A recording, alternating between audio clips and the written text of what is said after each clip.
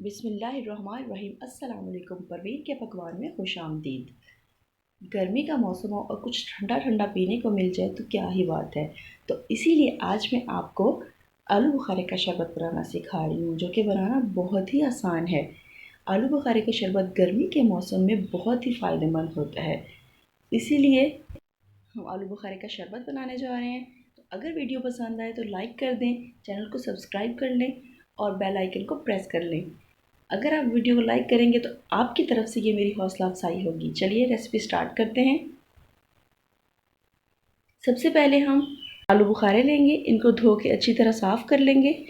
फिर हम इसको छुरी की मदद से काट के इनकी गुठलियाँ अलग कर लें। तो ये तकरीबन आधा किलो के करीब आलू बुखारे हैं। गुठलियाँ अलग कर ली हैं और इनका गूदा अलग कर लिया है। अब इनको ब्लेंडर जग में डालकर अच्छी तरह से ब्लेंड कर लूँगी।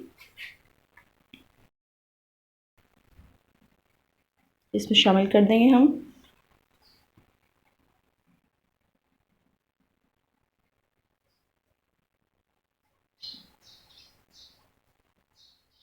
अब हम इसमें चीनी शामिल करेंगे। चीनी इसमें मैंने आधा कप शामिल किया है। आप अपने टेस्ट के अकॉर्डिंग शामिल कर सकते हैं। और तकरीबन 1 टीस्पून भर के इसमें नमक शामिल करना है। अब हम इसमें पानी ऐड करेंगे। तकरीबन 2 गिलास पानी ऐड करेंगे इसमें।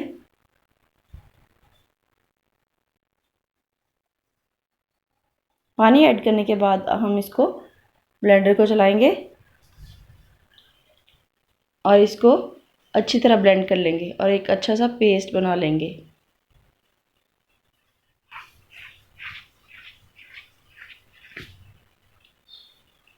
अब हम इसको स्ट्रेनर की मदद से छान लेंगे। तकरीबन 2-2.5 गिलास पानी और इसमें ऐड करेंगे और ढेर सारी बर्फ़ डाल के इसको ठंडा कर लेंगे, क्योंकि ठंडा ठंडा ही अच्छा लगता है। तो हमारा आलू बुखारे का शरबत बिल्कुल रेडी है। अब हम इनको ग्लासेस में डालेंगे और इन्जॉय करेंगे। आप भी बनाएं और इन्जॉय करें।